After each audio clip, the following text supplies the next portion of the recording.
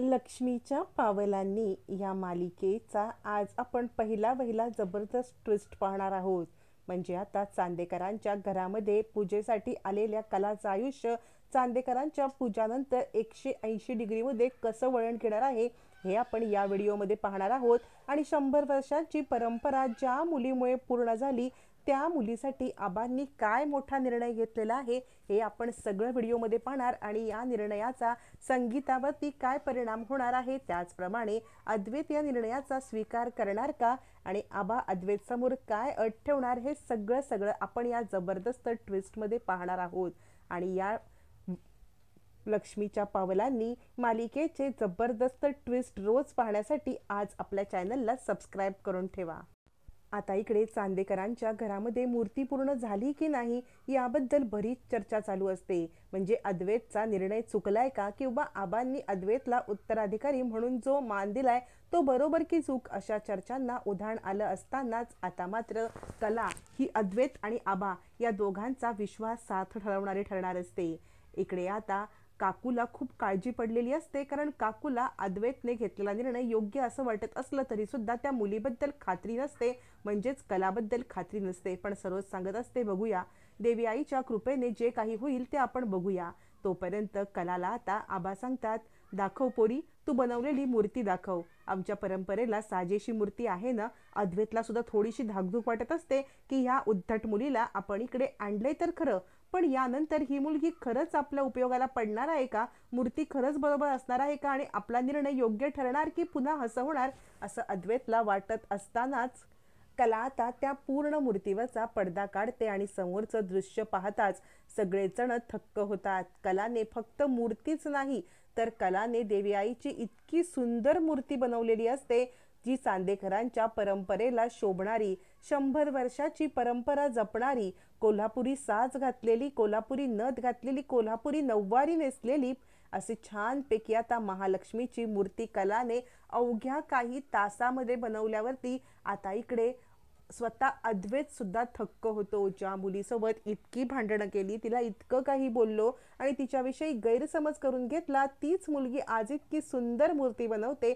खरंच या मुलीच्या हातामध्ये देवी वसते, सरस्वती वसते, असा आता अद्वैतला एक क्षण वाटून जातं. आणि एक क्षणासाठी का होईना त्याला कलाबद्दलचा आदर, आत्मीयता वाढते, पण एक क्षणापुरतीच. कारण अद्वैत पुन्हा आपल्या मूळ पदावरती म्हणजे भांडखोर वृत्तीवरती, आपल्या पैशाचा माज किंवा एक विशिष्ट प्रकारचा त्याच्यामध्ये असलेला राग ही त्याची पर्सनॅलिटी असते, त्या पर्सनॅलिटीवरती येतोच.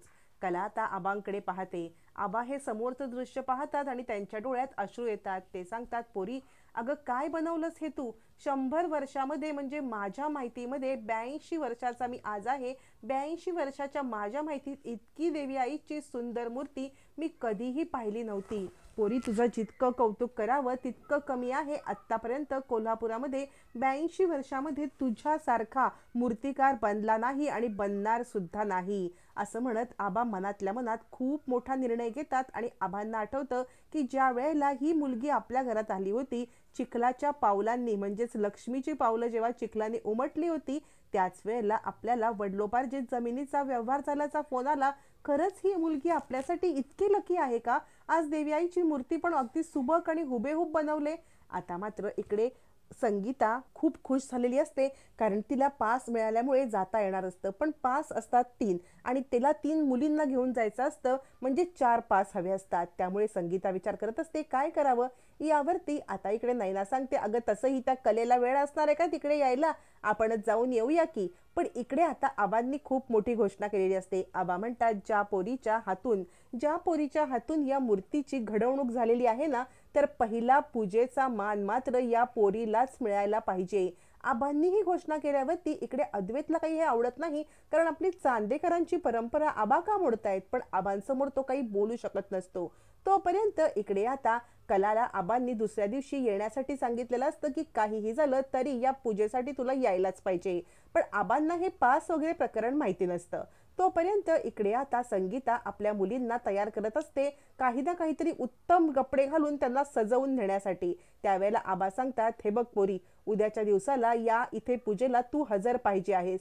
म्हणजे ज्याप्रमाणे देवी आईच्या मातीचं पूजन करून तू देवी आई घडवलीस ना, त्याचप्रमाणे पहिला मान पूजेचा तुझा. इकडे सरोजला आबांचं म्हणणं पटलं असलं तरी रोहिणी मात्र या सगळ्याला विरोध करते. कोण कुठली ती मूर्तिकार, तिला एवढी मान सन्मान द्यायची काय गरज आहे.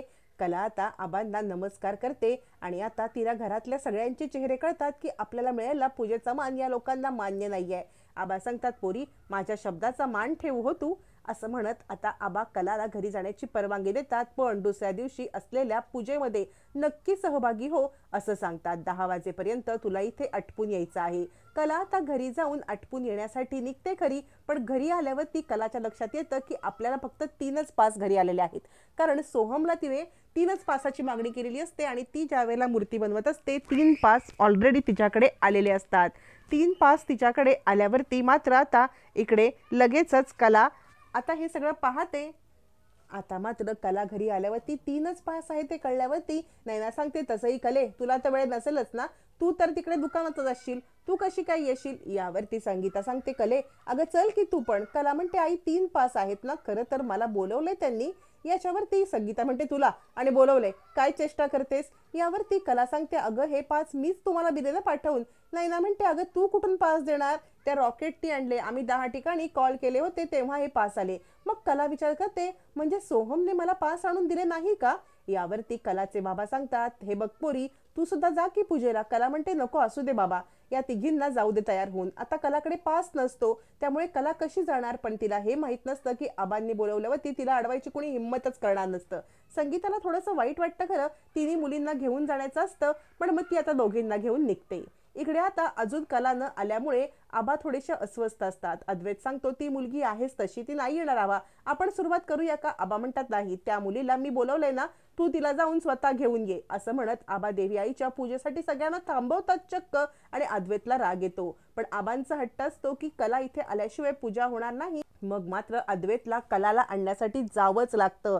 तोपर्यंत संगीता तिकडे आलेली असते आणि ती विचार करते, कोण आहे ही मुलगी, या मुलीसाठी हे लोक इतक्या वेळ थांबलेत, पण माझ्या मुलींना बघतील ना तेव्हा ह्यांचे होशच उडतील. इकडे तोपर्यंत आबांनी आता आणायला पाठवलेलं असतं कलाला, अद्वैतला सांगितलेलं असतं. आता अद्वैत निघतो खरा, इकडे संगीता चिडते, काय चाललंय, कोण कुठची ती पोरगी, एका पोरीसाठी हे इतकं सगळं, माझ्या पोरींकडे कोण डुंकूनही बघत नाही. आता अद्वैत कलाला आणायला निघतो. आता अद्वैत कलाला आणायला गेल्यावरती तिथे काय गमती जमती घडणार आणि चांदेकरांच्या पूजेला कला हजर राहिल्यावरती तिच्या आयुष्याला एक जबरदस्त वळण मिळणार असतं. कारण 100 वर्षाची परंपरा पूर्ण होत आबांनी कलेला पूजेचा मान देऊन खूप मोठा निर्णय घेतलेला असतो. पण हाच फक्त निर्णय आबांचा नसतो, तर कला पूजेला आल्यावरती आबांच्या मनात बऱ्याच गोष्टी असतात. आता कलेनी मूर्ती स्थापन केलेली आहे, चांदेकरांचा खूप मोठी वंश परंपरा जपलेली आहे. आता चांदेकरांचा वंश परंपरा पुढे जपण्यासाठी आबा कलाची कशी निवड करणार, या दोघांची गाठभेट कशी होणार आणि या सगळ्यामध्ये कलाचं आयुष्य चांगलंच बदलून जाणार. त्यामुळे मालिकेतले असेच अपडेट्स पाहण्यासाठी या चॅनल सोबत नक्की ट्यून राहा.